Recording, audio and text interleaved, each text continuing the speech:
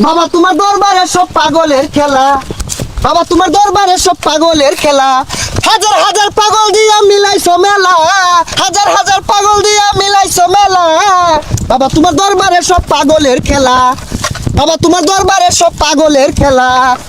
High high বদমেশেরা হরে গেছে কি রে? এই মুরব্বিটা না শুটিং বুঝে না, পুরো ভিডিওটা নষ্ট করে দিছে। শিট! এ হারাম দাদা, আমার হুল ফুল তুইলে আমার মোবাইল মারো, তোর ভিডিও ভাই হতাছি কারো।